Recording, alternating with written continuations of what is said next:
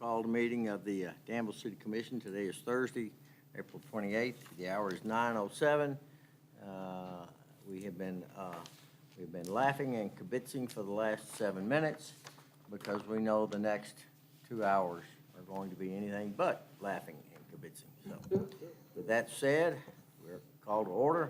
Further discussion. Single item on the agenda. Mr. Coffey, floor is yours.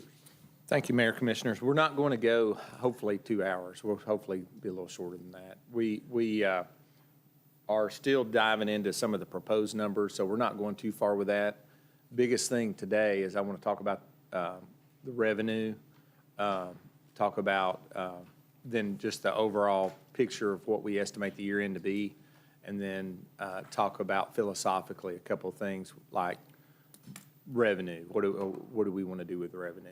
And so we're at that conversation today. First thing is to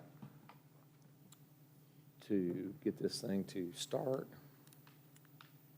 All right, so the biggest things in the budget that we're looking at this year that we're trying to program into the proposed budget, first thing, and Randy will go over this in detail here in a little bit, is our phase 2, our comp plan.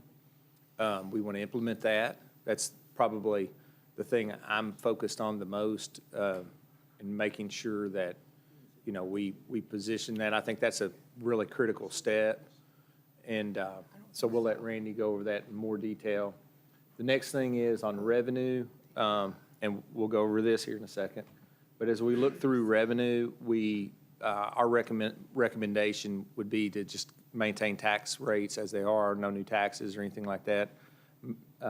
And then take your compensating rate on your property taxes with no particular increase. We think that's definitely now is not the right time, but really right now is not really the time to do anything unique. So let's just leave everything exactly the way it is. Yes, ma'am.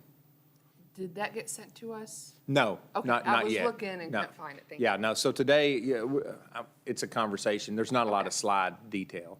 We'll, like I said, we'll get the presentations up on OneDrive for you and get access to it for you. But just generally speaking, though, revenue, what we're talking about is we keep everything flat just the way it is.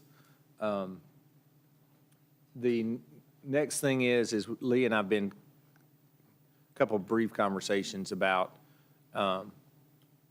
the capital debt that was anticipated this year, the fiscal year we're going into.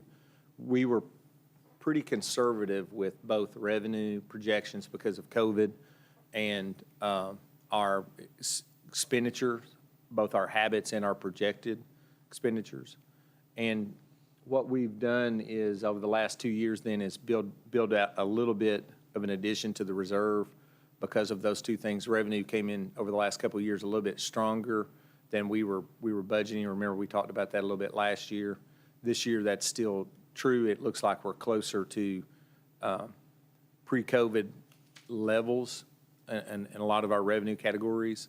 And so and because we've been conservative with our expenditures, we've added to the reserve. And so what we believe is that we can perhaps fund streetscape depending on how bids come in without adding debt for that project. And so if we can pull down our reserve a little bit that we've added to, I think that's a solid move for the city.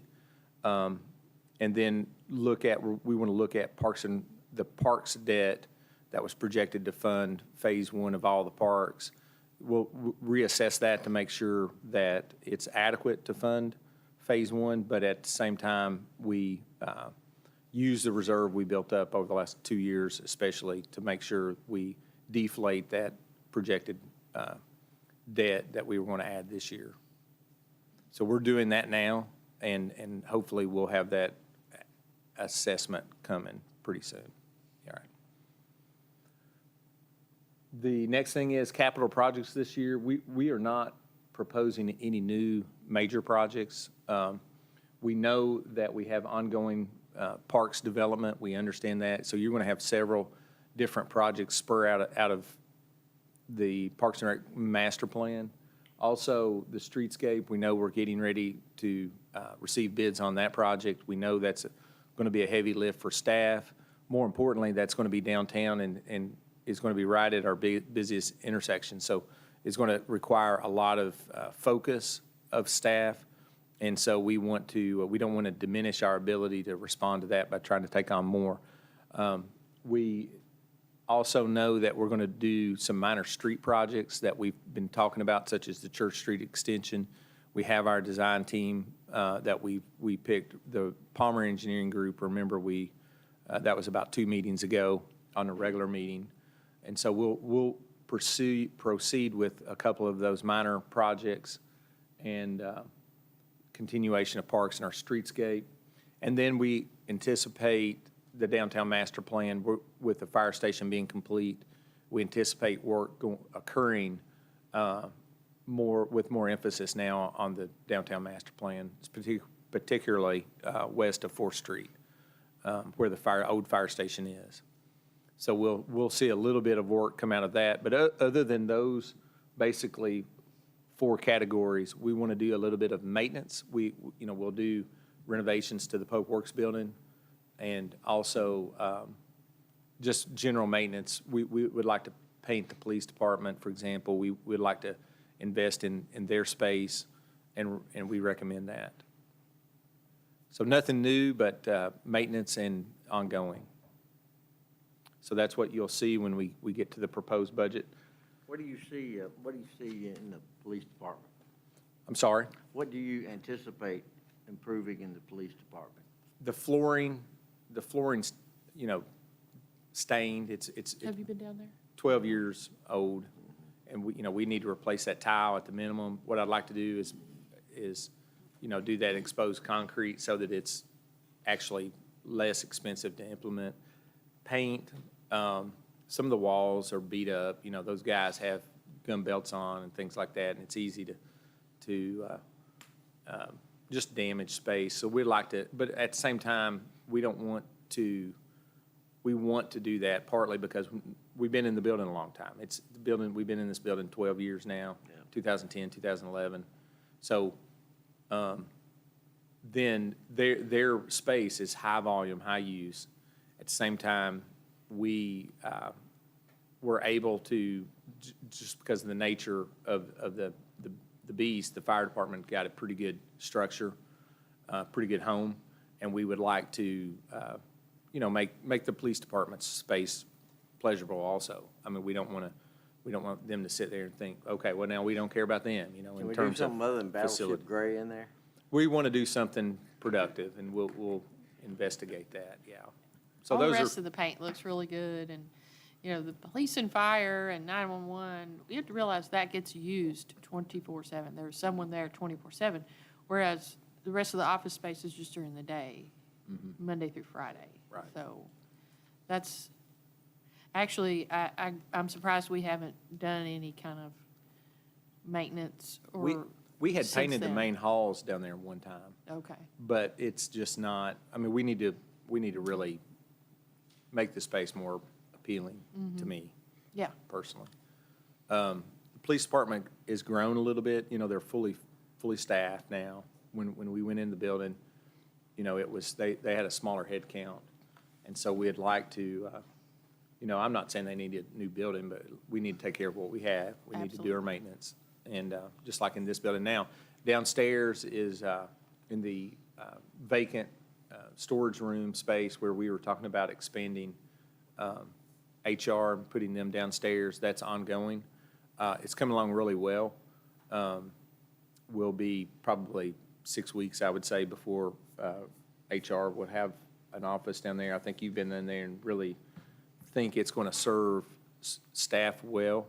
Then once we get him done, we'll move into the engineering side so that we can have an engineering space down there set up similar to P&Z, where you have a service front and then his office is behind that. So we'll be able to accommodate more plans and things like that directly with the public, whereas right now, just having an administrative office doesn't really, it's just changed. The nature of how we're functioning is changing, and so we want the building to learn and be able to accommodate that. So moving engineering down there, that'll free up some space over there. What's your anticipated use there? None today. You know, we're not asking to add necessarily, I don't think Lee was talking about adding anyone in finance, and I don't think Marshall was wanting anyone additional in utility either. So hopefully we'll end up with some space over there and declutter and, you know, that's an important thing. Yeah. Right. I think it's Yeah, and it's important- just one office too. I think it's important just to get Randy and Josh out of sight, so I think downstairs is a good spot. Yeah. Putting them in the dungeon. Yeah. So behind Randy's office, from there to the foundation, is that going to be storage? Yes. Okay. And then Randy's office, which will be vacant, how will that be used? We'll go over we'll have a few slides here later on about our personnel request. And, but what we probably, that office should consider being if we do the community liaison position, that's probably where that person needs to sit, I would suggest. Okay. Yeah. So that's kind of the big picture. Not a lot of flash this year in terms of what programmatically we're trying to do, but all the projects that are listed in terms of capital will be significant events in our history, really. I mean, with the development of parks, the expansion of parks reinvestment in downtown with Michael Smith and the downtown Michael Smith Park, the downtown master plan park, Jenny Rogers reinvestment and readaptive reuse. All those things are monumental style projects, including Church Street Extension. So there is a lot of work on the screen that is very significant, even though we just have 4 bullet points up there. Right? The biggest thing that I think, you know, we're most excited about is just the idea that maybe we can fund some things because, and the bottom line is we were fortunate that the economy for us on our revenue stream recovered just a little bit stronger and more quickly. And so we want to take advantage of that revenue above what we were projecting and eliminate possible debt. So I'm excited to do that. I think that's a huge thing for us to be able to cash flow something like that. Right. And government funds that came in from COVID relief to help us. On the utility side especially, yeah. Okay, so we'll keep on going. So now the revenue, I'll put this up there, but this is one of the sheets on your in front of you there. It's labeled General Fund Resources at the bottom. If it's easier for you to see on the paper, we have a series of columns. We have actual, and then we have the FY21 budget. Then we have the FY21 actual, the budget for the year we're in, and the estimated year in after we skip the year to date, and then we have a proposed column. The reason we went back and we stopped going back at FY19 is that was pre-COVID, and then FY20 actual, which is your second column, and then your fourth column, which is actual FY 2021. Those are your COVID years. And then the year we're in, which is the estimated FY 21-22, is what we're treating as post-COVID. So you have 4 columns that we are focused on. And when we say then that we are a little bit better than what we were budgeting, and therefore we have a little bit more revenue, therefore more resources than we were anticipating. That's why I left those 2 budgeted columns However, open and occupational shown. license fee, which is a big number for us, was down about 800,000. Okay, so if you go back pre-COVID in FY19, starting on and I'll highlight it right here. Yeah, you're up about 500 from 1920. Right, so it's the first row under license and fees. That is our biggest general fund revenue line. In 2019, FY19, it was 8.6 million. So as COVID hit in FY20, it dropped to 7.8. And then in FY21, it recovered to 8.3. And as we're sitting here this year, it's going to be at around that 8 number as well. That's still conservative, though. We still want to project that conservatively. And just to say, when I checked, I reviewed them all this morning just really, really quickly, and they were all within, you know, the budgeted amount already. So we're projected to slightly be above the budgeted amount for this year for all categories. That's just my quick input. So my point being, if you look at actual 18 through 19 compared to either estimated this year or proposed, any way you look at it, our revenues from that, which is jobs, is down. It is down, and so right now, remember last year we talked a lot about the economists, the broad prediction from economists that indicated the trend towards 90% of the revenue December or January 1st of 21. Then I'm sorry, January 1st of 22, you should be at 90% of your pre-COVID revenue. Well, we're sitting at about 95% of our pre-COVID revenue. And so we're a little bit, and so that 5% is what I'm talking about, is what we want to go ahead and use for the elimination of capital. So you're running a little bit ahead of the recovery, although what is important to be sustainable long-term is that we get to 100% or as close as possible. We know that still, and you're right, Mayor, for pointing that out. We do believe, we're estimating the year end will be 8 million and 8.024 million against a number in FY19 that was 8.65 million, right? We do think that next year you'll close up more closer to the 8.6, just not really sure how that last 5% is going to play out, right? As long as though we continue to trend towards that, the other numbers such as your insurance premium tax line, all those numbers are stabilizing. Your next one is your net profits line, which is your third line down here. So when you get, and I know that you can't really see it on the screen, I'm putting it up there for reference, but what you're seeing is that when you look at your estimated year end, you're right at your pre-COVID number on your net profits, right?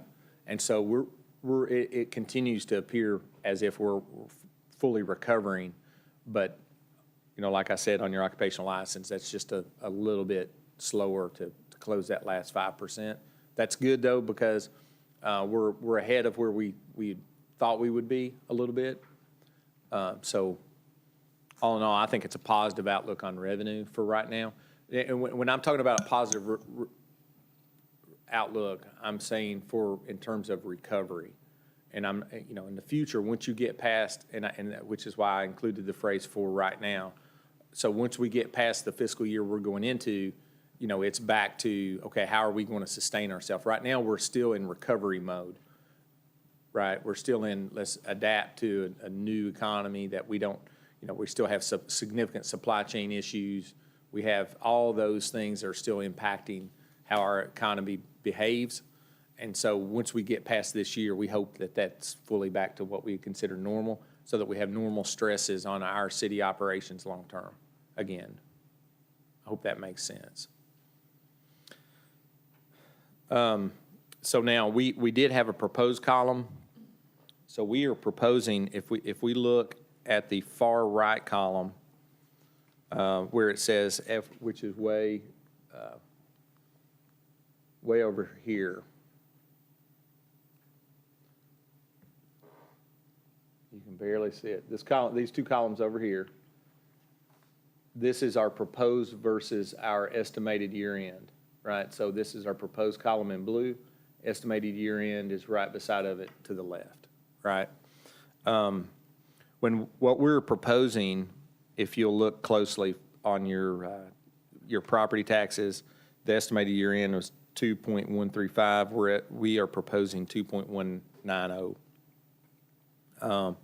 On your license and fees, our estimated year end was 14.7.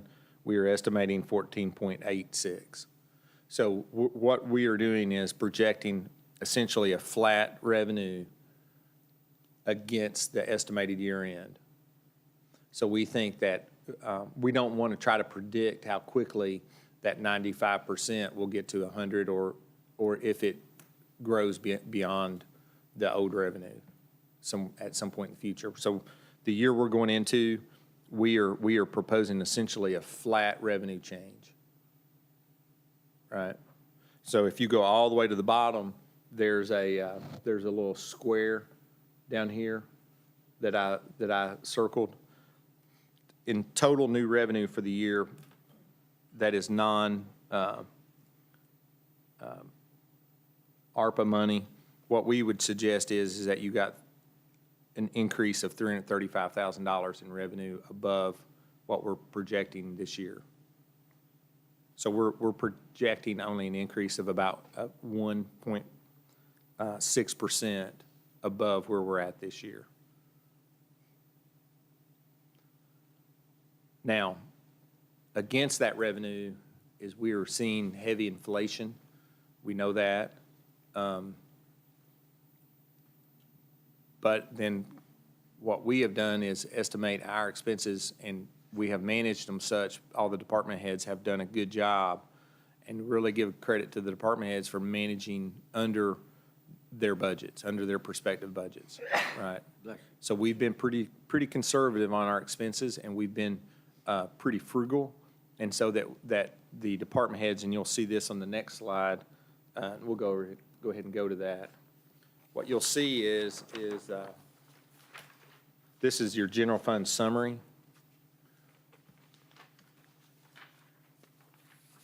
This area down here is what I'm migrating into the conversation about the revenue.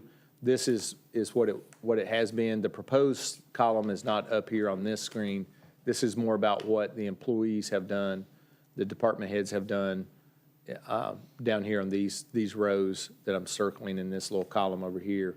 What you'll see is that net operating expenses, the staff has driven down below our budget about $1.3 million.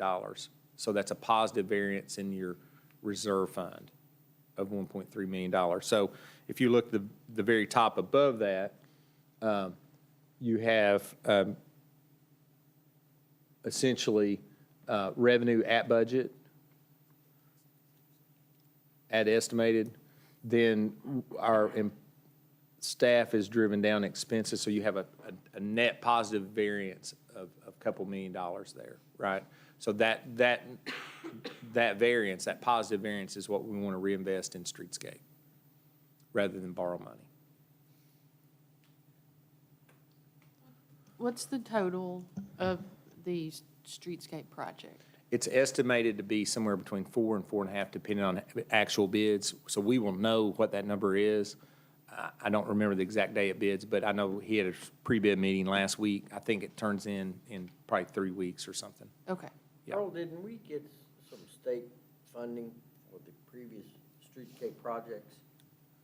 We have gotten state funding on different phases, almost every phase of our streetscape project. We've been able to do that. What we have done is always, though, wait on, if you'll recall the conversation we had last year, do you wait on a state grant or do you finish the project? And so if you get a state grant, it's not going to be enough to do the whole thing anyway. And so what the collective decision was last year from the commission was to go ahead and just finish the job and get it done and get out of the way and move on. We can still pursue. So part of the downtown master plan's recommendation to upgrade the streetscape of Walnut Street, for example, end to end, that's certainly the pot of money you can because there's no demand for that. You're not finishing something with that. You're starting something new. And so certainly that's a good project to submit for T-money and see if you can get some state support on that. Okay. Yeah. We can't do that retroactively, like to get reimbursed for it?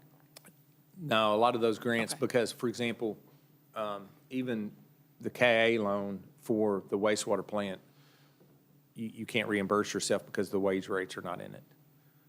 So you have to actually add expenses to the project to take that money. So it's not really set up to do reimbursement. Well, but I feel like it's worth it to go ahead and finish the project, because how long have we been doing streetscape? Way too long. It's been So- like 20 years, hasn't it? Yeah, take advantage of the opportunity you have by being conservative. Your revenues came in a little bit, recovered more quickly than you were anticipating.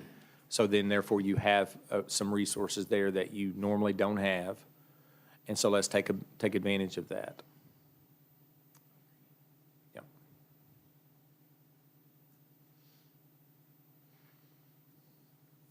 So do y'all want to talk about revenue anymore? I really want to open it up to, my intention was for me to talk about, and we go back to the previous slide if you want to, but my intention was really to make sure that I wasn't wrong-headed in our interpretation of the change and the recovery and those things. So if you all have any other direction you would like me to think about it. This is not intended to be busy work, but out of the total occupational tax, if you could break out how much comes from large industry, 50 or more, and then that'll give you a number, and from that, what percent, who's number one, number two, and number three in terms of, you're gonna have to get all those numbers anyway, just list them. We could probably do over 50, under 50 easier than, I don't know that we can get into individual returns, but we can look at, Not looking for monetary, I'm looking for the total as a percent of occupational tax. right. And you don't have to disclose individual numbers, but it would be nice to know, of that number, give us a ranking. Of our industry. Yeah. Who's our biggest contributor to occupational tax? The hospital The is. hospital I know And is. it's not even So that's what I'm close. saying is, I know that. if you're, Right, are like you, it's not. Who's number two? when you say industry, are you talking about the factories, or are you talking about overall? Industry. See, I don't look at it, and that's interesting, and I talked about this with Ron Scott a couple different times. To me, it's more important to look at sectors of your economy, not necessarily a facility. So we know we have industrial-style jobs, we have medical jobs. So yes, the hospital is your largest employer, but look at how many ancillary businesses that are in the medical industry, medical sales, medical support, PT, things like that are affiliated, not necessarily with the hospital, but with the industry. So I look at it from more from the perspective of industrial sectors. So you have retail, you have then restaurants, so you have different types of industry. So I look at it like that more And than, that's fine, that's valuable information to know. yeah. But here's a question. All right. So how important is Center College to occupational tax? This community doesn't know that. Correct, yeah. Whether it's number 3, 4, 5, or 6, whatever the number is, this community doesn't know that. And I think it's important that they do know that. I think it's important that they do understand how important either Ephraim McDowell or the medical sector is. I think it's important for them to understand that our industrial base is a significant part.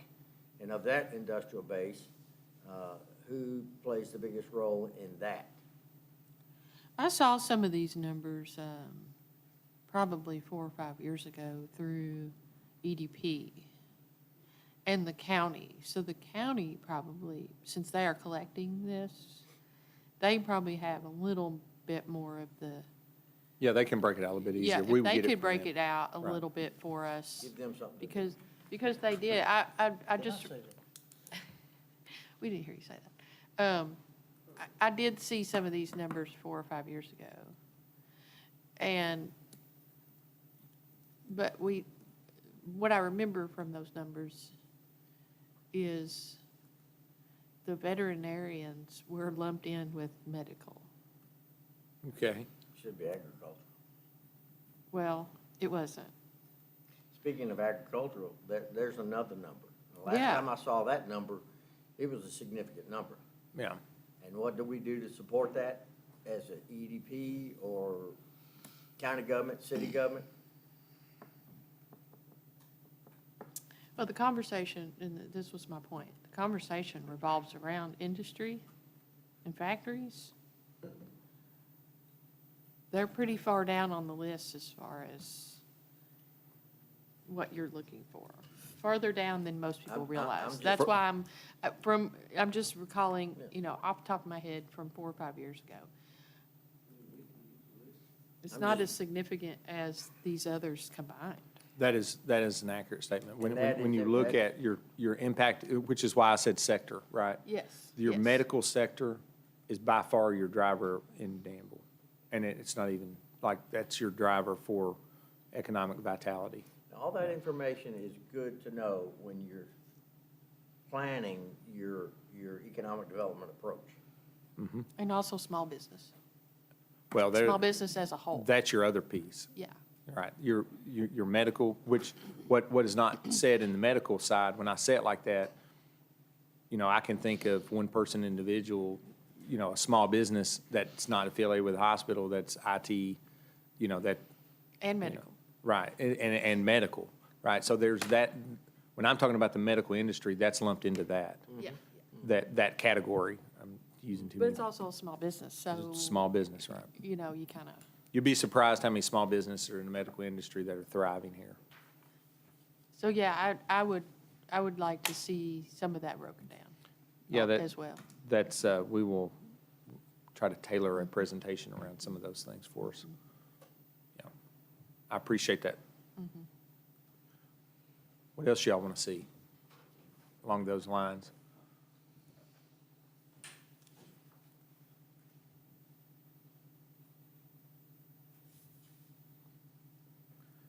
If not, I'm going to let Randy Boyd talk about the Phase 2 on the comp plan, and Jason can load his presentation for him.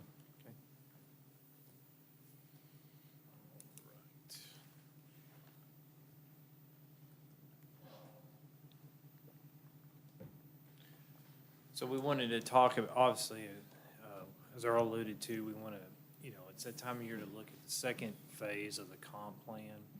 And so we've put together the analysis of what that looks like. And just in summary here, before we get into the details, we just want to kind of take a refresher. When we put the comp plan together last year, based on the market study that the Hannah Group had done for us, the methodology that we put in place is still, we're maintaining that. So what I mean by that is if we had a position that was, say, under market by $6,000, our original plan was to increase that in 3 phases, which means $2,000 per year for that position. And so all of our positions that are included in the market study, that methodology stays intact. And so each position is getting, if approved, it would be increased the same amount as it was last year. In that, just essentially, it's the second phase of the three-phase plan. This is just a quick synopsis of our workforce. So right now, we've got 160 active full-time employees. We have 6 vacant positions. Some of those are in the process of being filled as we speak. So we have 166 total authorized jobs. We have 101 that's in non-hazardous positions, and then we have 38 in police, 27 in fire. Thought that was important to break that out, especially when we talk about the CRS rates increasing this year, especially on the hazardous duty. Just kind of gives you understanding that impact, because it goes from, I think right now it's at 44.33%, and it goes to 49.5, July 1. The good news is hazardous drops a little bit. It goes from 26.95 down to 26.75, I believe is the rate. So it's like a 0.15 decrease, but I just want to kind of summarize that. So because all that's built into this plan, and just want to, share what that impact is on that hazardous duty increase. And so, as I mentioned earlier, the market adjustment is consistent. We haven't changed or deviated from the amounts that employees would get. So for example, if a job, like I said, if a job was $6,000 under market, that job got raised $2,000 last year. In this proposal, it would be consistent. It would be $2,000 again this year. And if the third years goes through, plan is to do $2,000 on that. So total cost on the market adjustment for year two is $894,380. Out of that, your base salary is, a little over $621,000. Retirement's $225,000, and then of course your FICA taxes is $47,000. And of course, retirement is the one that, as we would see a pretty significant increase on the hazardous duty side of that. Okay. Now this is just a breakdown. I know it's kind of hard to see on the screen here, but this is a breakdown of cost per department, total market costs, and that encompasses your total labor costs, base salary, That's retirement. present cost. No, this is for the year two. This is just the year two increase cost that we're looking Gotcha. at. Yeah. So right now, our current payroll liabilities running roughly around 11.8 million total payroll liability for the city.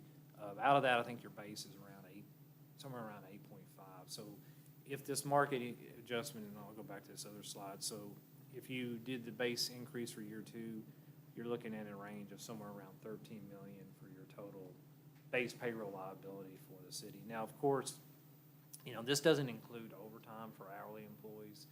That's something that obviously we put into the budget forecast, but this is base salary, because it's hard to predict what each individual is going to work each year through overtime. But again, that's a separate line item in the personnel budget that we try to plan out. Go to that next screen you just had up there. Is the graph saying this is how much more we're going to add over a 2-year period of time to each category? No, this graph is actually what you would add just for this year. This is the year two adjustment. So this is By department. by department. Yes, sir. So what that Year graph, two adjustment, I'm sorry, yeah. Yes. yeah, so what that's showing you is that where you're investing of that previous slide. Right. Of the 621 base pay and then the 8 total is 894 total, Right. is you're investing a significant percentage graphically at the minimum.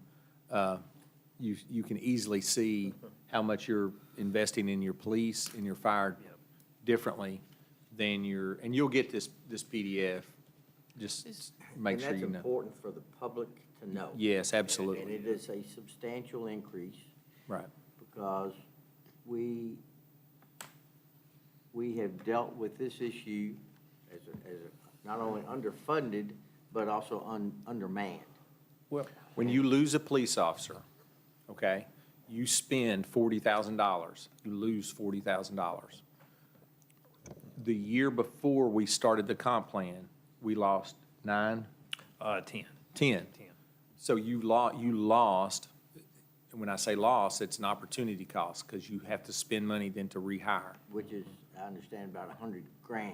Well, The cost is about 100,000 each officer. each officer, but what I'm saying is your impact, if you're training that officer, you're going to spend about 40, right? You don't lose the car, Right. right? So it's about 40 is what your real loss is. So that year, we in essence, lost about $400,000 in spending, investing in officers that had left, right? And so for us, stabilizing that turnover was critical. I think the only loss we've had this year, We've lost, and one firefighter has resigned, and that was personal-related items. But what's also important on this too is not only when we do have a vacancy, it has positioned us to be able to hire laterals that have experience. So in years past, I think when a vacancy occurred, you relied on recruits only, which to Earl's point, that's additional incurred costs for the academy, PPE. And then also it takes about 12 to 15 months to get them fully functional. Right. And also, there's also hidden costs in here too. So when you lose a position, like we talked about those 10 officers in 2020, it also incurs the department to have more overtime because it took longer to fill those positions, especially if you have a recruit. And then also, you have some hidden costs like for workers' comp, because then as people work more hours, they get taxed, and then you have safety concerns. And so there's a lot of other hidden costs, not just the initial salary that factors into this. Remind me, is this the same percentage across the board, and it's based on what their budget? Remind me how we came up with these increases, Yeah, so please. good question. So let's say you had a position, and I'll just do simple math. Let's say the job range for that job was 30,000 minimum, 50,000 maximum. That was the city's current base. So when we went out to the market said, okay, that job should be minimum 40, maximum 60, whatever. So the market said it's under market by, say, $12,000. And so then what we devised is said, okay, that job is under market 12,000. We're going to do it over a 3-year tier, so that position would get increased by $4,000 each year for the next 3 years to get it to market value. And so it's not percentages, it's a fixed amount based on the value of the job. And that was one of the other things that we'll be working on this year that Earl and I have talked about is we're going to come back and kind of revise a proposal on our comp plan document on the grading scale too, because one of the things that was really challenging through this market study is we have a lot of positions that are what I call not similarly situated, that were in the same grading scale. Like, for example, you may have a finance position on the same grading scale as a utility job, and those need to be, they're different values on the market, they're different job responsibilities, requirements, and so we're going to work on that as well. So long story short, it's based on fixed amounts of how far the job was below the market. Okay, And it varies by each individual job. job classification, not by individual employee, but by job classification. And it's occurring to me, as we are talking about how we have 160 full-time positions, where the city and even the county falls in the rankings that we were just talking about. Yeah. That's a lot of people.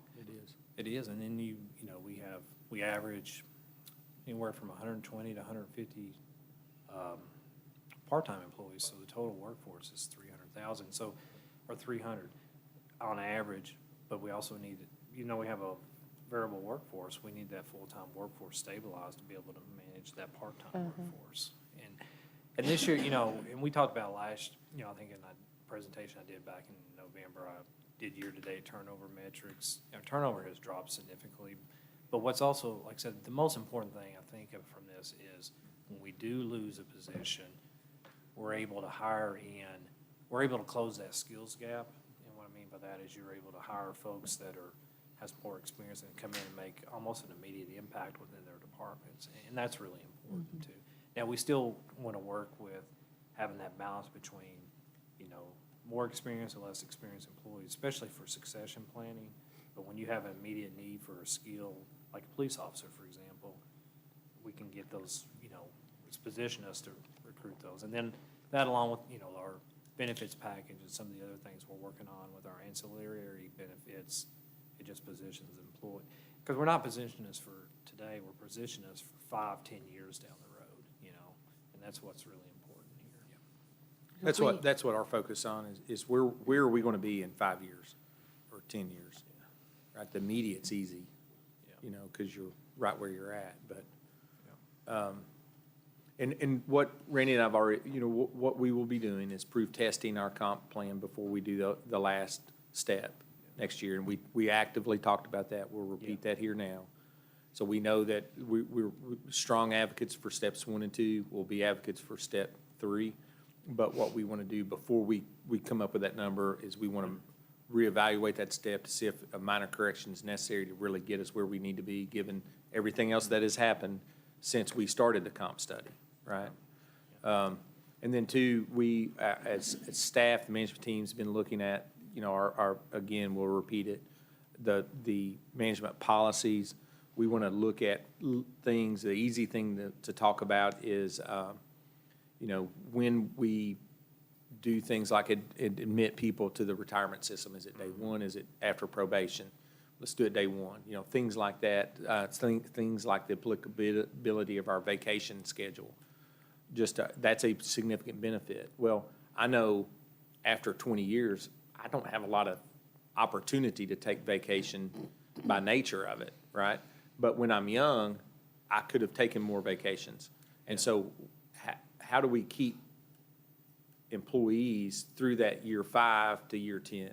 And so maybe we position our vacation schedule so that they get, after year 5, they don't get distracted and want to go somewhere else. They say, wait a minute, we get this benefit at year 5. So let's stay here, let's stay here, and then let's give them another benefit then, so that we have and once you get somebody 12, 15 years in, you've got somebody that wants to be here, right? So it's a little easier to stabilize that at that time. So we're looking at things like that as well, that we believe we can influence to make this place a better place to work, not just somewhere you get paid. And I think that's critical. You know, the younger workforce that we need, the young professionals that we need to recruit and maintain in our community. You know, they're looking at every little detail on things like that. Those benefits are livability index type benefits, and so we want to make sure we don't discount those. Yeah, and to expand on Earl's point, it's all those benefits, you know, it's not just about compensation, it's the total package that you offer to the employees, and it's two parts to that. It's really that total package to make it attractive for them to want to seek out the city, also stay with the city. You know, also, when you have a very happy employee, recruiting or word of mouth is your best recruiting tool. And that's what we've seen on the safety side as well. We've been pretty fortunate that a lot of the safety personnel have sought us out when we go to recruit, and that has made it a lot easier. But there's still a lot of work to be done. And another thing that's really important is making sure that when we do these policies, that it's equitable across the board. It can't be just for one sector of employees. We need to make sure that we're looking at the total workforce, because it's impactful. Not, you know, we talk a lot about fire and police, but utilities is another area that, you know, really where we're going to have to really attract the younger generation into those positions, because when you look at the median age of our workforce, it's on the higher end, and that's, you know, those all things have to be considered. And I think by doing that strategically across the board, that's what our plan is for all those departments. But I will say, some of the things we've done, we've seen a lot of that, like the longevity pay we did last year.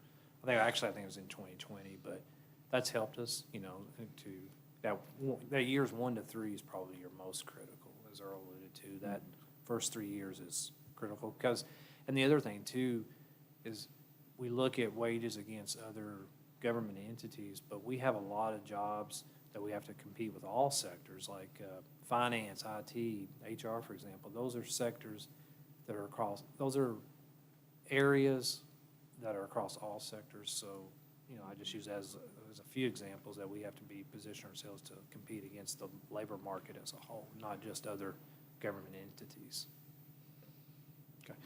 And how we will maintain that competitive package and salaries over, after we do this. We need a plan for how we're going to continue to be competitive in 5, 10, 20 years. And that's a great question, and we've got a slide to talk about that. Okay. Long term. That is actually, and I'm glad you brought that up, because we can talk about an hour at the end, but we're getting through the 3 years. but we've got to have a long-term plan, like we said, for 10 years out. Yes, we're doing it now, but we have to have a long-term plan to maintain what we're doing. Okay. So this is just another breakdown. This is a cost by classification, so you're, out of that 894,000, 424,000 goes into hazardous duty, 276 goes into non-haz, and then 193,000 goes into utilities. Of course, as we talked about earlier, that 424,000 for hazardous duty, a lot of that impact is through the retirement rates, because you pay almost, you have almost a double contribution there for hazardous duty employees. So even though you have less staff, your retirement rates are higher based on, those.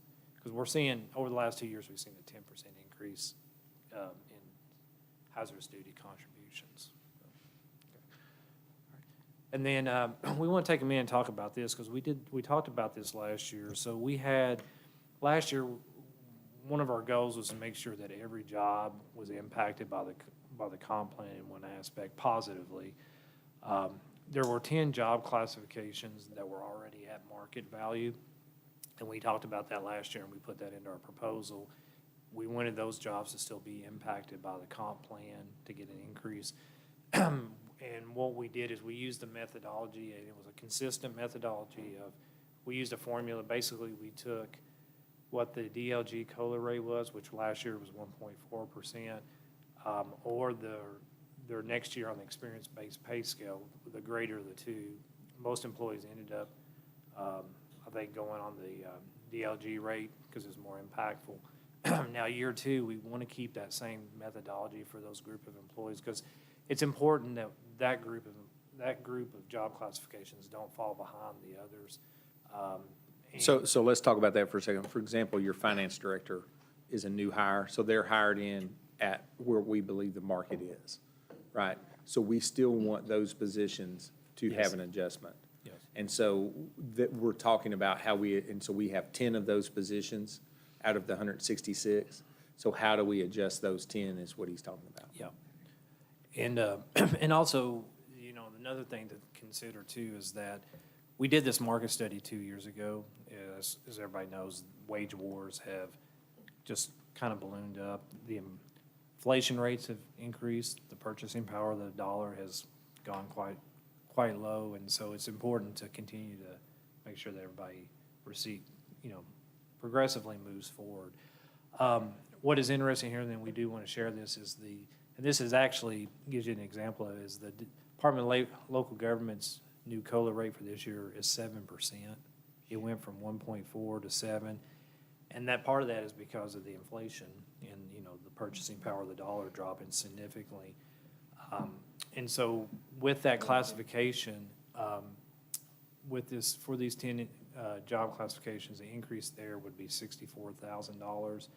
I should have alluded to it earlier, but that total cost that we gave you, the $894,000, the $64,000 is encompassed into that already. So it's not an additional. It is in that. Yes, yes, ma'am. Okay. It is.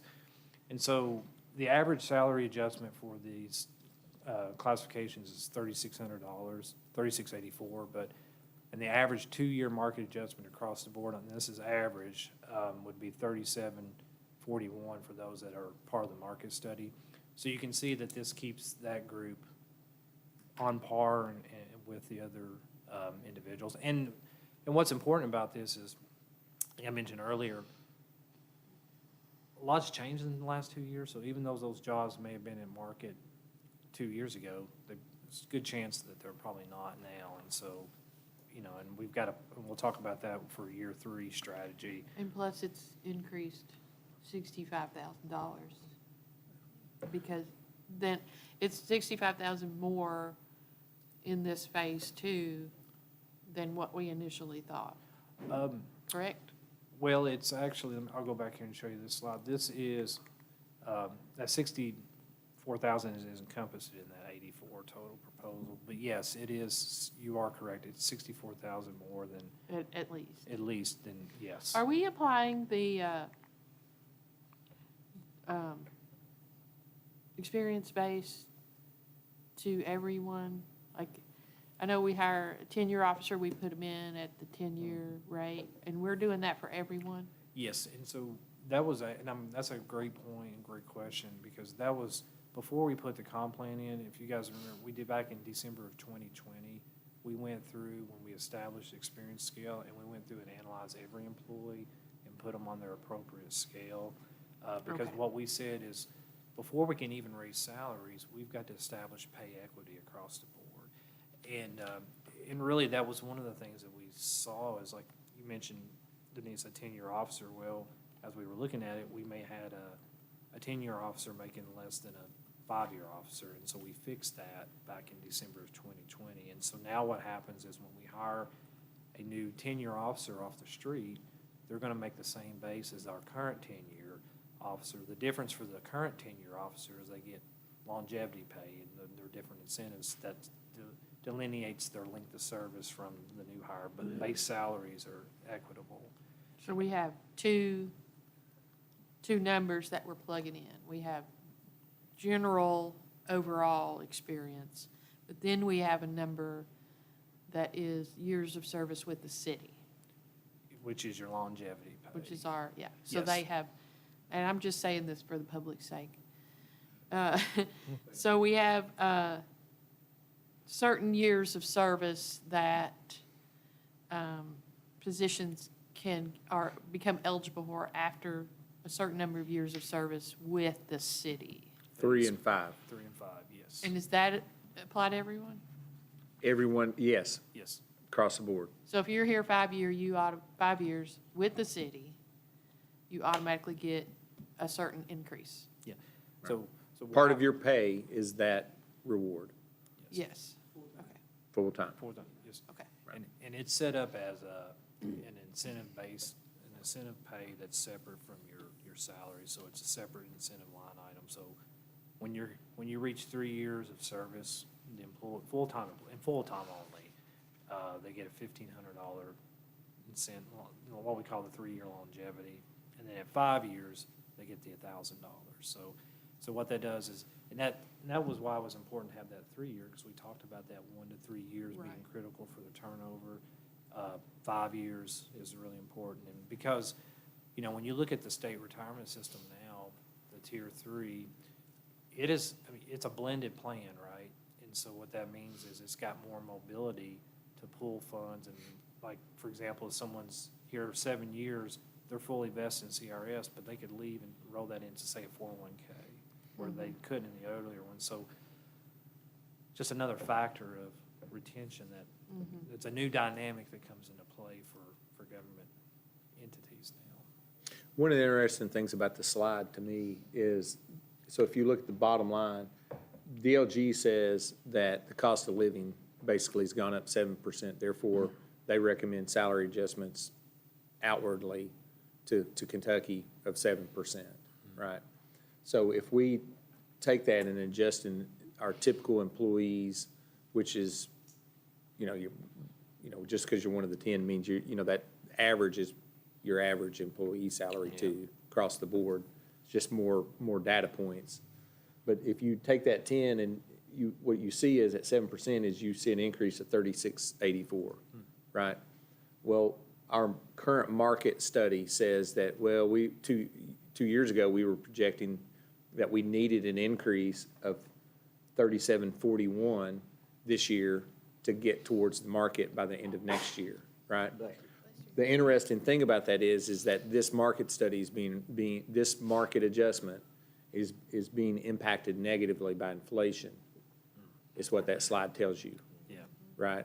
This entire, what we thought was so therefore, when we talk about next year, having to reassess our market study to make sure that it's centered, this is an indication of what our concern is, right? Like, so hopefully the market isn't overcorrecting across the board and putting stress on our system here beyond our market study. Yeah. But we have to look at that and just be aware that inflation is impacting the market a lot. Because it's $100 Difference, basically. negative Yeah, difference. You can It's a wash. You can just yeah, look at. that's exactly my point. Yeah. Like But we're stacking this. I'm sorry? But we're stacking that, right? No. The 37 goes to the 156 employees. The 36 goes to the 10. To 10. Oh, okay, gotcha. Yeah, Yep. and that 64,000 is encompassed in the total 894 breakdown that we provided. So it's not an additional 64,000 on top of the 894. It's I total, got you. and I that got you. includes, and that's all encompassed with retirement and payroll taxes as well. And so, yeah, we just think, like, say you take a $40,000 job salary now, you look at fuel costs, you look at auto vehicle costs, housing, all that, groceries, all that, your purchasing power goes way down, and I think and historically, we've seen that right, when a cost of a good or service goes up, it typically, on average, never gets back to the level. It may go down some, but it never goes back to those pre-inflation levels in most cases. Some materials, but not all, so. So being an organization that is service-driven, that what we do is provide services, right? We are highly dependent on our people. And so we overemphasize the compensation discussion because of that fact. Yeah. So we want to always, be aware of the market, be aware, and when we don't do that, when we focus on all those other little things, it's easy to get focused on potholes. But at the end of the day, the potholes are filled by people, right? And them tracking the condition of the streets. And so, when we distract ourselves with that conversation, we lose focus on the people of our organization. We really negatively impact our performance, and sometimes you don't realize it. So, that's why we consistently talk about that kind of thing. And we look at those scenarios like a happy employee is a dedicated employee, and they're going to be and that's going to be outwardly felt by the public. For example, if you have more committed to water utilities, I use water distribution as an example. If they get a water main break at 4 o'clock in the morning on a Saturday, you've got dedicated employees, you're compensating them. Those employees are going to be more committed to go out and fix that water main break for the public. And that's just one example of many, and that's where this really impacts the community as a whole. In a healthy way. Yes. Right.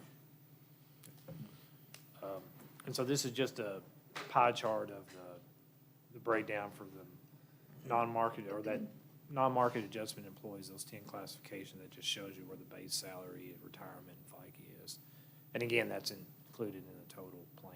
So Denise, you'd asked about our our strategy going forward. So year 3 is going to be an interesting dynamic. Earl and I were speaking about this yesterday. So, what we'd like to do is next year, before we put the year 3 in, is go out and get another market study done, just to see how that, maybe the current values we have in place are sufficient, but they may not be. But we'd like to, minimal, I think we owe it to go out and do that next year and just compare that year 3 against what we've done, because a lot can change in 3 years. It's hard to believe we're already talking about the year 2 implementation, and time flies, but really I think it's important that we look at that next year and say, okay, are we still on the right track for the 3rd year? And we may be, we don't know, but we need to do that. And then, evaluate the study against the comp plan and just compare those ranges. Now, fiscal year 23 and beyond, this is what's the most important aspect from my perspective, I feel like, is, and we talked about this last year, is we have a big gap to fill. We know that. It was very, we talked about that. I think the most important thing is this has got to be a consistent operational thing, at least from our department. One of the goals that I have to make sure that we do at least every 2 years. Look at this at minimum every 2 years. If there's environmental factors that, like if we're seeing a major inflation in 1 year, well, maybe that's something we do, on an off year if we feel like there's something there that's impacting it. And what we could do there, that helps us just maintain, again, it helps us maintain the integrity of our plan, long-term. And, you may come in a year and say, you know what, we're at market this year, great, we don't need to make salary changes. Or, you know what, we may be under market $50,000, $70,000, $100,000. I'm just throwing, or that, but it's small marginal gains. And I think that's what's important, because that's what we're trying to overcome now is, in absence of years of small marginal gains, we're trying to get us up to speed and then maintain that over our long-term strategy. One of the interesting things the other day too, that's going to really, I think we all are sleeping on it. It is something that you, Ashley, was given, talk about what was told to you in terms of retirement. Remember, yeah, what was the percentage? Help me. So 52% of public servants that have the experience and knowledge are set to retire within the next year or two. Yep. And That's a big Are we at that same percentage possibly? I think you've got a lot of senior staff with a lot of experience and fortunately in department head positions, right? But I don't think, so those will turn over, right? Like, those are going to be different. But then you've got a lot of young folks that you've been able to attach into the system, like Josh and Marshall, and, that will be here a while, that hopefully will bridge the gap between those middle managers that could retire. And so, that's kind of what happened the first cycle for us as a city. We were fortunate that when well, unfortunate, depending on whether or not you like my personality, but when I came, I was young and inexperienced, right? And so I had the benefit of having department heads from Public Works, 20-plus years, water distribution, all of them had 20-plus years of experience, right? So I got the benefit of learning from them for 3 or 4 or 5 years, and then as they started aging out and retiring, we had a little bit of stability in that transition because I had been conditioned for that, right? And then now with putting, take Marshall, for example, he's not been with the city that long, but by the time he sees some of his senior department heads transition out into retirement, hopefully he's gained enough experience and that, and I said this at the time, but one of the advantages of having the experience of that position, I can help him, right, a little bit and bridge that gap too. So we want, we are constantly thinking about that cycle for us. And so, which is why we talked to the chief, at his department presentation. Let's see how many seniors, juniors, and sophomores and freshmen you got, just as a double check, because we looked at it last year and we hadn't talked about it yet this year. Same thing for the fire department. We want to think about all those things. That's what I'm sitting Yeah. here thinking, fire, Right. police, and public works, we can't lose 50% Well- and not fill it. here's Unless you have really good managers that are in a position to train, Yeah. right? So Public Right. Works, if you've got a sufficient management with experience, but so what we're talking about is trying to get Josh trained up to the point where with the departments and the way we function now, then as those department heads turn over, he can bridge that gap from the Do we new have experience a of. recruitment plan or any way to address this? I mean, to me, I don't we gotta think start it- getting and letting people know how cool it is to work for the city. Even, you can lie to them and tell them it's cool. To get to people in high school or in technical college or whatever. You know what, and that's a great question, Kevin. We've talked about, I think that's one of the things that our next phase here is outwardly marketing the city as a whole and, all the different unknown careers. Like for me, I come from, the manufacturing private sector. There was a lot of things when I came in here 2 years ago that hidden functionalities that I didn't know existed. So I learned a lot in the last 2 years. And I think as we thought about it, it's like we really need to have a plan to market this because a lot of, I look at water utilities. I hate to go back to that, but that one's one that just sticks out to me because I'm like, man, that is a really great field because someone can come in. There's a big demand for it. You get your Class 4 license. In some aspects, you can almost write your own ticket to wherever you want to go. But how many people know about that? You're right. Well, and it's a community problem. Yeah. For me, and it's same issue we talked about with BCTC. So Yeah. are we properly linking our high schools into BCTC, right?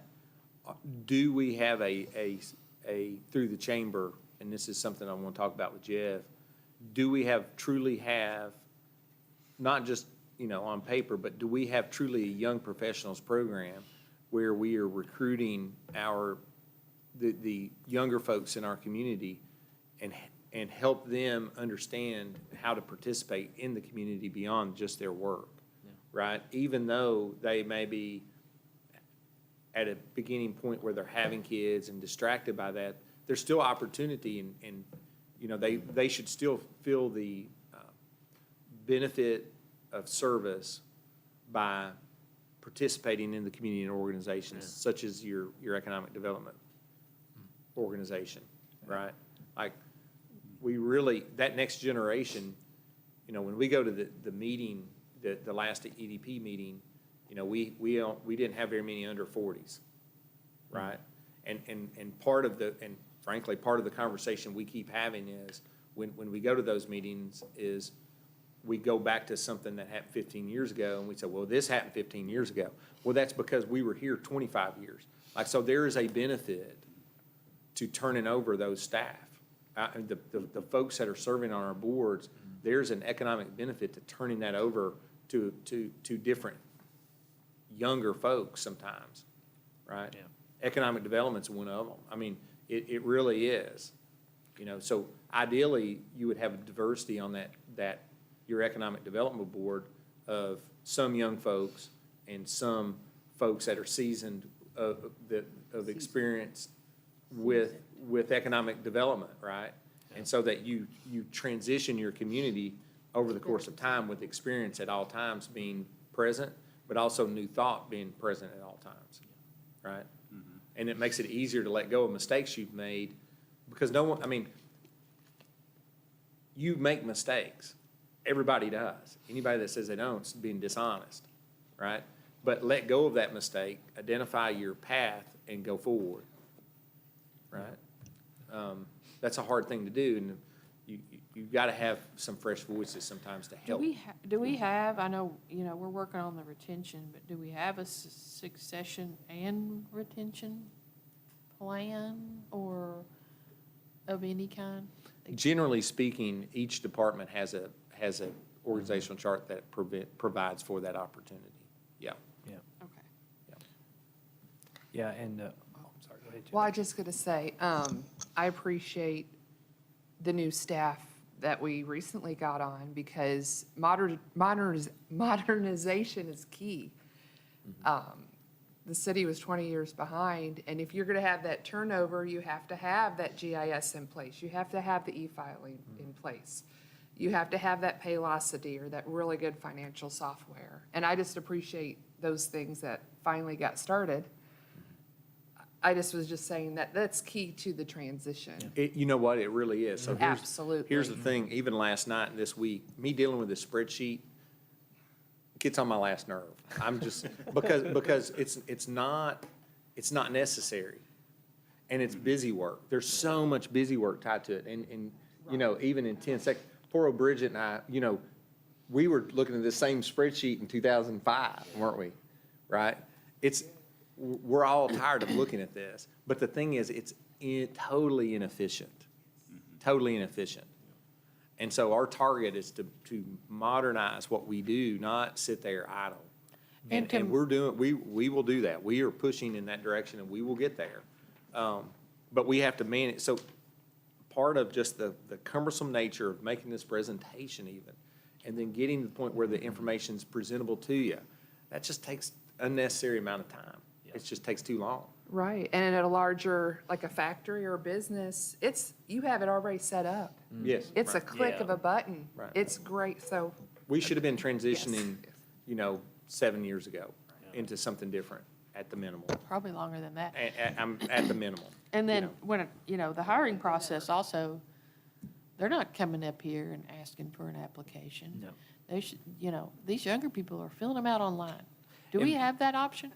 Yeah, oh yeah, so what Okay. we did, we Yeah. built, and here's, and to expand on that, this is where that collaboration with technology helps the department. So like, for example, when we let's say we hire a police officer, we'll post that job or recruit it, but we also, in our recruiting module, we are allowed, like, for example, I can set it up to where Tony can go in and look at those applications, and he can come back and sit down with me, and we can look at them together, because he's already had a chance. He doesn't have to come, hey, Randy, can you give me those paper apps, and blah, blah, blah, and then, but also what's important is all that, from a compliance standpoint too, all that data is stored, it's secure, and like Earl and I were just talking last night about working on the salary budget for this coming year, and I thought, I was sitting there thinking last night, like last year was hard, because I had to pull a lot of that data manually. Now I've got all those labor reports and Paylocity. I can go in there and just look at each department in a matter of minutes and figure out what our year-to-date, spend was. And but then again, that's technology.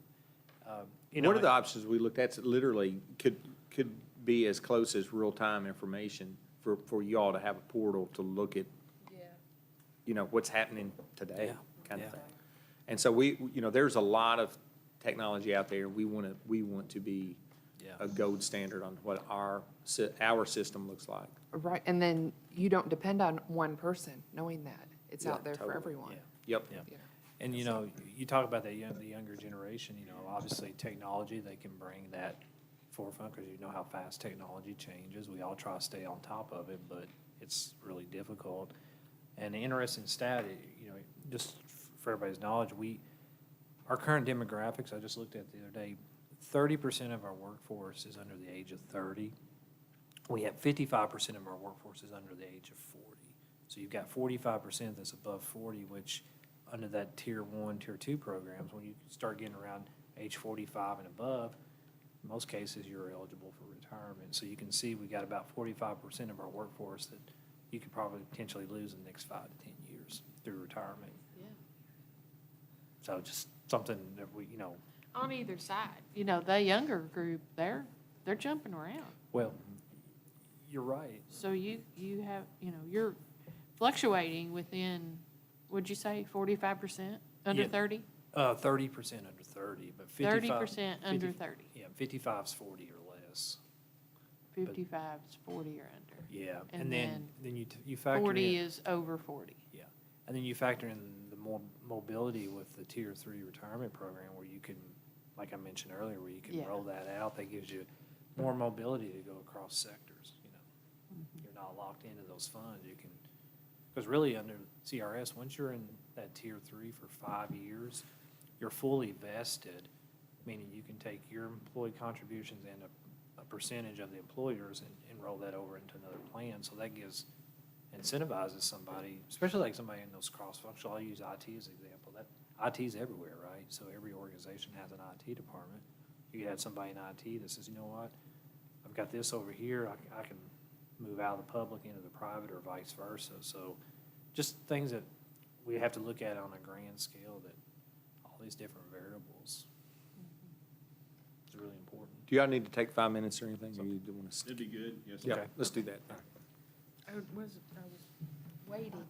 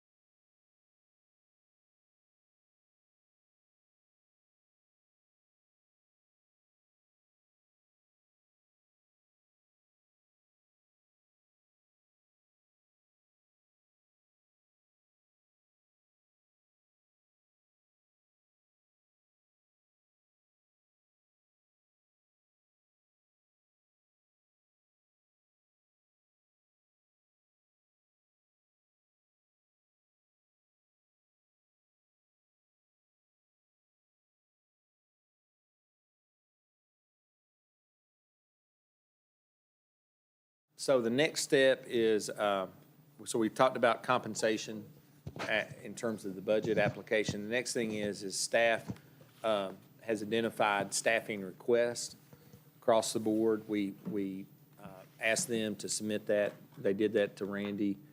And so again, here's your current list. You remember last year, we had the table that we adopted, the authorized position table. That needs to be done every year, so far as I'm concerned. And so we are discussing ultimately the update to that table.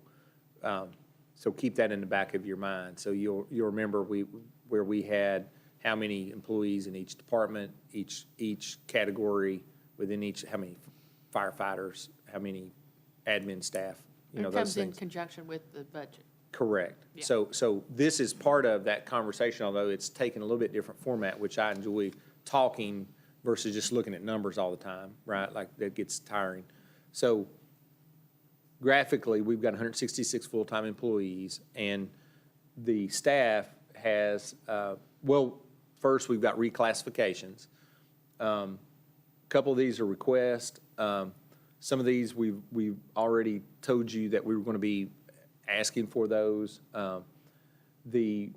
Randy is asking that we go ahead and peel out the admin assistant and designate that as, I'm calling it something different, Randy, we'll talk about this later. I kind of see 3 different tiers for that support, and we'll talk about that. So the admin assistant being called a human resource analyst to support Randy, be partnering with him, where he goes downstairs and that employee goes downstairs with him and then starts to fill that function in support of that manager, correct? And so that's a reclassification of a full reclassification of an employee that's doing that already, that's assigned to that. The city clerk, the grade adjustment, we were talking about doing that. We'll shore that, we'll confirm that in the comp plan that ultimately you all will pass. Same thing for the finance director. Remember, we hired that in, and we went a little bit farther to make sure we got Lee, and so we need to confirm that specific grade Can for we that. get that back? Can we get any of that? I don't know. She keeps coming back. That's our bonus. All right, okay. Sounds like she's a rigid position on that one. And then we have a position in the utility that works after hours and on the weekend so that we have staff in the field, not in the plant. So we have operators 24/7, and we've always struggled for call-in. And so a few years ago, we transitioned one of our younger employees to a shift, Thursday after, 5, Friday, Saturday 12, Sunday 12. So we have this shift, so that eliminated overtime by doing that. So on the weekends, you still have to check pump stations, you still have to run your tests, right? In the field, not just in the plant. And so that position is multi-licensed water and wastewater. And so what Marshall's suggesting is, given the experience of the employee, what we'd like to do is regrade that position so that it's actually got more context to it, and it's not just a shift we created to eliminate overtime, it actually has structure to it. And so that then that can be a SALT position eventually, right? Then utility admin, Marshall has indicated that, and Randy, you talked to him a little bit about this, but I didn't participate in that conversation, but for me, what he has indicated is that he just wants to designate a billing manager so that there's a clear line of succession there also, that it's, there's no line of succession. So it was set up sort of like finance, where you have separate functions, and so you have accounts payable, accounts receivable. Well, that's the way our billing was kind of set up on the water side, and there's no clear chain of command per se. And so what he's trying to do is add a little structure to that, add that department, I guess, right? It's made sense to me. We support it. Randy, you have anything else to add on that? Yeah, actually, this, going on the utility admin, Marshall and I talked about that one. Really, his focal point was that position really has duties as a managerial or frontline supervision, and so that job really needs to be reclassified into a managerial role, especially for the hierarchy when you look at utility admin, the org chart, and it gives credibility for supervision over staff, which they're essentially doing now. And then on this as a whole, not only we talk about market value of the jobs, the other thing is, this is really important, is we really need to make sure that these jobs are appropriately aligned for the duties that are being assigned to them.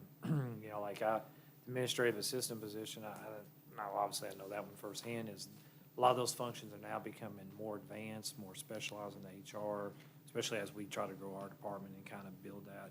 And so that's just kind of a simple synopsis of why these positions need to be regraded, because you got to look at making sure that the duties align with the compensation and vice versa. And then also we don't want to put ourselves in a situation where we're over compounding duties on an employee and they're not adequately compensated for it too. And that's pretty much. So is this something that someone is currently doing and also doing something else and also filling in, or, you know, those types of things, but it's just going to give a more Yeah. clear definition? So the way I saw this, when I saw Randy's text or his spreadsheet on this, the way I see it is you have an entry-level support staff as administrative assistant.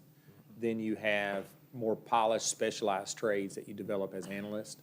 So then it gives you a chance to progress inside of our organization also. It gives you something that you can seek, right?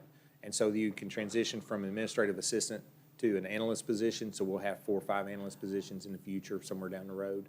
And then ultimately from there, there's several different executive assistants, so that, you know, the fire department has to have someone to support and be the facility coordinator, the office manager, right? Not your fire chief, but and that executive assistant,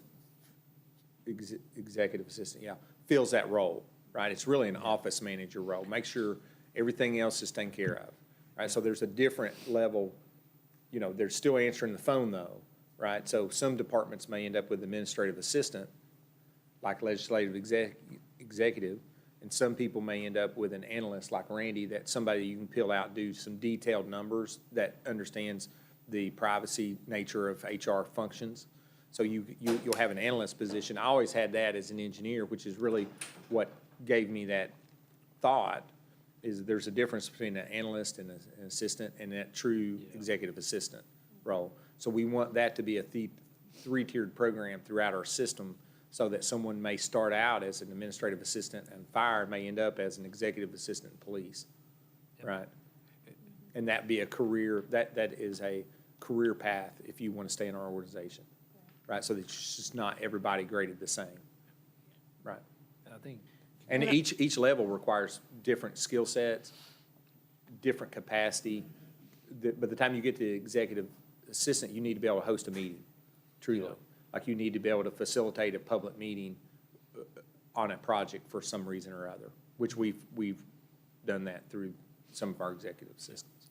I'm glad to see the adjustment of the city clerk, because that is an upper level position and an important position, but that's not someone that's necessarily going to be managing a department, That so is to correct, speak. yeah.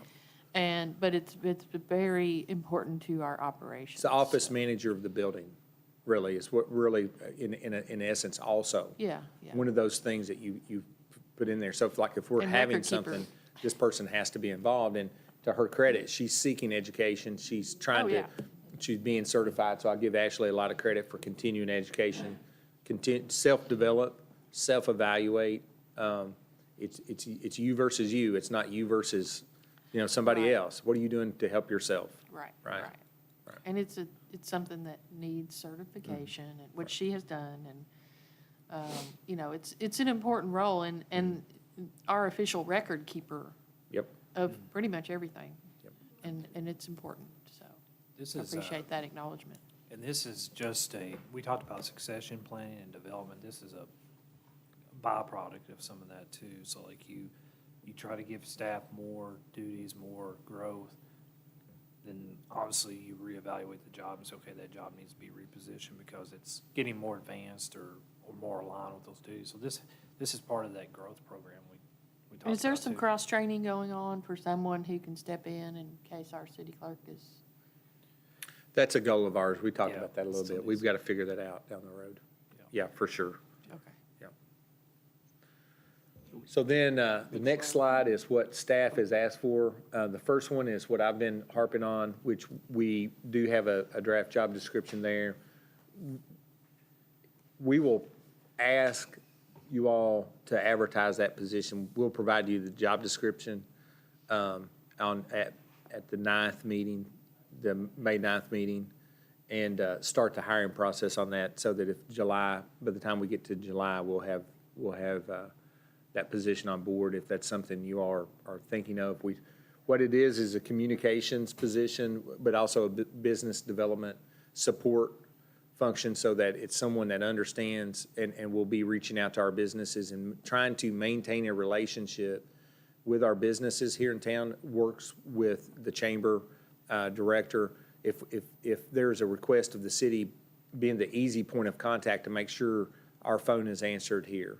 So that, for example, I'm in a meeting right now, that person probably wouldn't be, right? So that if we actually have an issue, so we've had a situation where I've been in a meeting like this, and there's one of our developers on our bypass has been bringing a client in, and I've had to quietly, while we've been trying to host a meeting, try to seek a right-of-way concern where there was debris on the right-of-way to try to get that removed.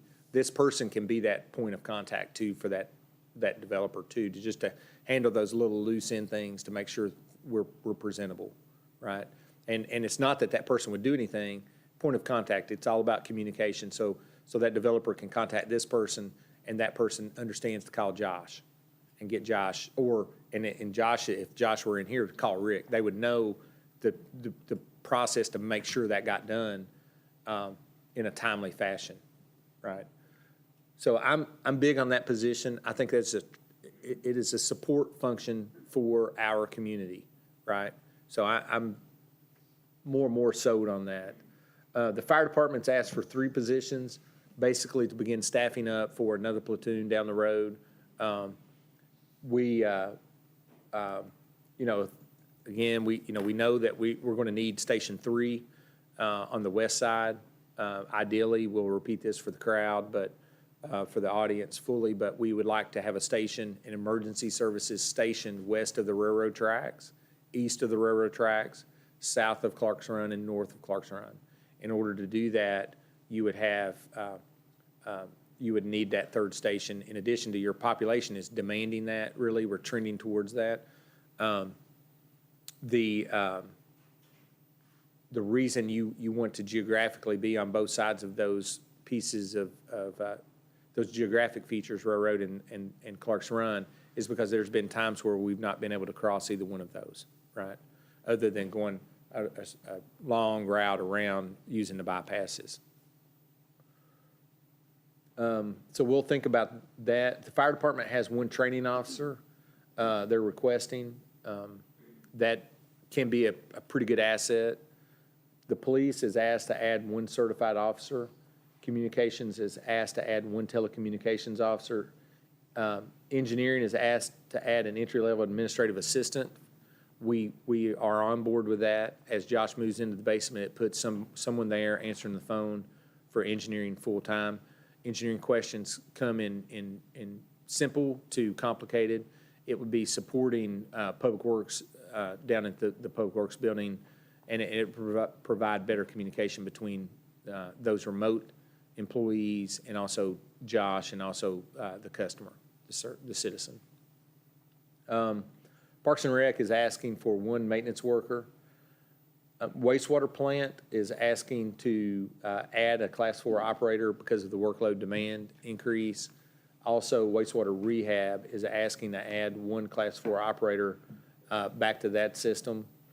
And then we've talked a little bit about how do we do social services. I know there's been the Northern Kentucky model where they actually employed a social worker into the city to support police issues, family, I forget the word, disputes of all kinds. But you know, for us, as we've talked about it with Tony, you know, we've had incidences where we've had to have our EAP program available for police officers or seek out and identify someone that can support through emotional trauma an incident with our police, for example, or our first responders. So for us, rather than having a direct staff, we would probably look towards finding a retainer for a first responder psychologist or a social services entity to provide improved services to the citizen during a domestic situation where a police officer is trained to protect, although they are also trained to provide intervention services of all kinds. You know, maybe that can be improved if we do have that type of service immediately accessible. If you have an incident on Saturday afternoon at 4 o'clock, if we can have that service immediately accessible, that may be a benefit. So we're evaluating that, and we're looking at it necessarily as a retainer or a contract versus a full-time employee. So then what I did was, as I looked through this and talked to department heads, I've underlined what I think are your biggest priority. So our baseline budget that we will propose includes no new hires, but it will include the reclassifications. Then what we would like to do after we get that baseline established is talk to you all about the positions on the screen. Do we hire? What do we do? How many do we add, if any? For us, I tried to prioritize them with an underline. I feel like the wastewater plant at this stage, given they're in construction, they'll be finished next year, will be more complex. Labor will be in need. It's been a long time since they've added a staff member out there. The whole sludge disposal process is different now. So there's probably a benefit to that. I would prioritize a position on the utility, on the wastewater side, and let Marshall decide whether or not it's the plant or rehab. Engineering, I would prioritize that administrative assistant. Josh is got, you know, he's hit the ground running, and he's got a significant number of projects in front of him. That support will be critical for him to be successful. Then I would suggest that we add at least the training officer, one police officer, and one telecommunications officer if the money affords. And then that community liaison position. So I've underlined the ones I think that we would recommend as a priority, and then we listed all of them to consider, right? So when we get the proposed budget, like I said, we will include these in the baseline budget that we'll propose in a couple weeks. And then I think we have one off week after the community agency presentations next week, right? So it will be not next Thursday, but 2 weeks after next Thursday, we'll have a full baseline budget presented at that meeting. That baseline budget will have all the reclassifications, and you all need to be thinking about this slide as we send it to you. Of those positions, how do you all feel? And again, we believe the community liaison position, the engineering position, adding the one for police, one for communications, adding a training officer for fire, and adding one for the utilities. Are we gonna see some salary numbers on, especially the community liaison, that we might not know what that looks like right now? On the 9th, I'll provide that to you. And I know we've been talking about IT quite a bit. Should we consider going ahead and being proactive in our IT department and think about, or having the designated IT to police and possibly fire? Well, you added, theoretically, you're full staff right now with IT, and I would Right. suggest waiting a year on that and Okay. letting that get stable. Okay, Yeah. I'm okay with that. With the hire that you did Monday. Yes. Right. So you're suggesting at this point we add 5 new positions, Possibly up to 5, yeah. and you count the community liaison as the number one priority? I believe that and the administrative assistant for engineering is two biggest probably, because that's where the bulk of service comes from out of engineering. And so having that constant contact there is critical. Even when Josh is in a meeting, making sure a citizen talks to someone from engineering, right? That's So going to, it's that's really real. 6, if I count the committee Six, liaison there's person. 6 up there, yes. 6, right? 6 underlines, I You'll bring us miscounted some, myself. 3. Yeah, 6. So, yeah, possibly up to 6. And certainly there's other considerations too. I don't So know. I thought we already had someone kind of doing the administrative assistant in You have an engineering. executive assistant for Public Works as a whole, but this is Okay. somebody working directly for Josh, managing Right. his phone, his messages, Someone that may be able supporting to, him as an engineer. someone that may be able to answer a question without passing it off to Josh. Or say- steering the question to the or correct s- solution. Yes, Right. and maybe it doesn't need to go through Josh. That's It correct. needs to go somebody else. Okay, Right. gotcha. Right. That's a true administrative assistant for Josh, if he needs a letter typed, that type of thing. Right. Chase down a signature for him. Yep. So that's something to think about. Obviously, like I said, the baseline budget won't have any of them in there. We'll ask for the community liaison on the 9th. And if you all are on board, Josh will want to ask for that assistant position. I'll go ahead and tell you as soon as possible. I mean, he wants to advertise for that as soon as possible. So let's think about those, and if you all want to have a follow-up conversation on a couple of those positions, we can on the 9th. I Can know- you just put some numbers to it? Yeah, we will. Yeah, we'll have numbers on the 9th Okay. for that position, and yeah. I mean, I'd love to hire everybody up there, but I know we can't. No. We agree. So We'll just have- give us some numbers to consider, please. Yep, you'll Thank have you. that. What I was thinking about, just more of, where we want to emphasize service, right? That's what you're doing with your employees. So if you're adding, if the right thing to do is think about maintenance of parks, then we need to focus in on that maintenance worker for Parks and Recreation, right? If we're comfortable right now for another year with transitioning and learning where we're at and that kind of thing, and putting emphasis on what our current staff is doing, then we would hold that position out. So you all need to influence where you want to emphasize our growth by influencing us to evaluate the possibility of adding staff in those departments. Does that make sense? I feel like the retainer for the social services and psychology, which psychology is spelled wrong there, by the way. I can't imagine that retainer is going to be thousands of dollars. I mean, I just can't imagine it's going to be. Who did that? Oh. I laugh. Well, I mean, that's, PowerPoint did that, I guess. So I feel like Autocorrect. that needs to be a priority just for the health and safety of our first responders. And that, that to me is all of our first responders, our dispatch, fire, police. They encounter traumatic experiences more than we know. More than you realize. And just to have that for retention, because we can't have them getting burnt out because they don't have any help mentally and emotionally. So I would consider that to be a priority.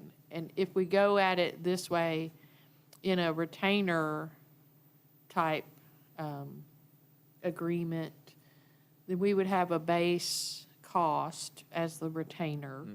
And then it would be just like a billing hours of service. So we could go, several months and not need them, but I think that immediate help available to them, instead of giving them a phone number to call a faceless person, having someone to come as soon as possible, even if it's the next day, to say, hey, come in here and just let me talk to you, to have that person a face. I think that would make a huge difference as to how they would utilize that. I don't disagree with that.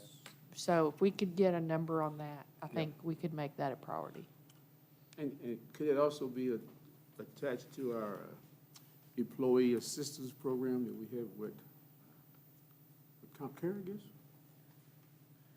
We'll That's look not- at that. Yeah, that's I'm not sure if they can, I don't know. We'll look into that. It'd be worth Yep. to see, to look into, see if they could. If it's, you mean if it's something we could do through our existing employee assistance program? Yes, ma'am. If Yeah. it's something that they might be able to offer, because I don't really care what it looks like. I Yeah, just think and it you needs to know- be addressed. Yeah, I'm 'cause not we're trying to actually- define what it looks like. I'm just trying to say before we go out and solicit new folks, we've got somebody that's sort of part of our Right. assistance. And part of this conversation needs to be, is that because we do have that program, let's look and see what's being used with that program itself as well.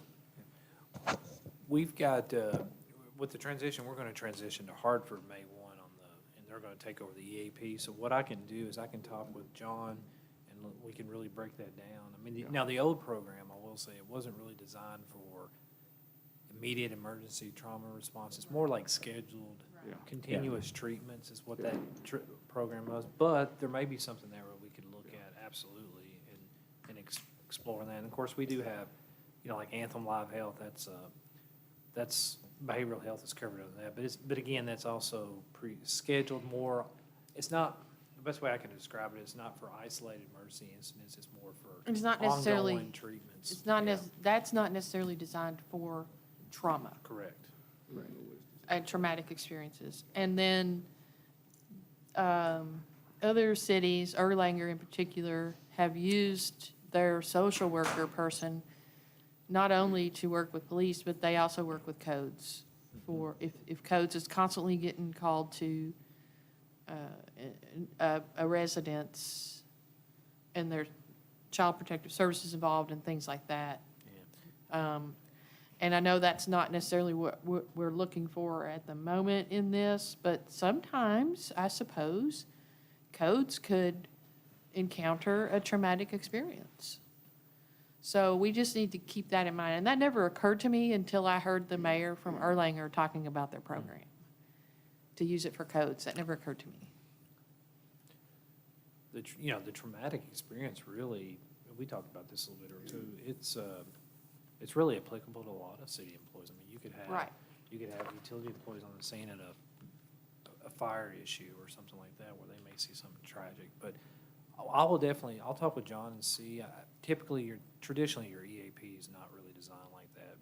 I think you're probably in the right direction on having someone on retainer, but it's worth us exploring because we've already got that built into some of our costs to our health plans. So I'll definitely follow up on that and provide feedback to Earl so he can share it with the commission. So that's really all we got today. And what we'll do is, like I said, we'll follow up on some of the staffing on the 9th.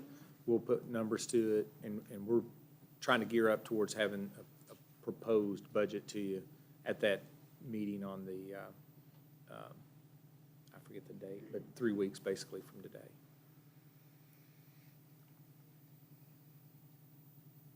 I appreciate the feedback. It gives us a little bit of, like I said, what we seek in conversation is influence over what direction we go in terms of how we look at our time, our staff time, our man hours.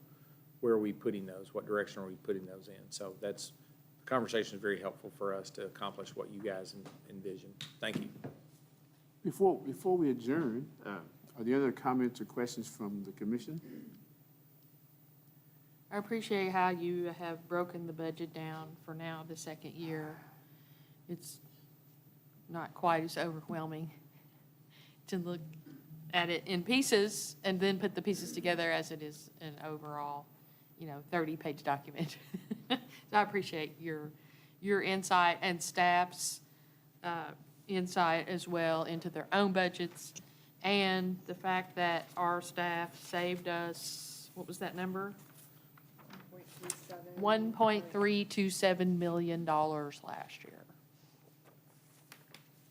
Thank them for their hard work. Commissioner Cottle, Commissioner Holland, you all have any comments or questions? Yeah, well done. If not, we'd like to entertain a motion for adjournment.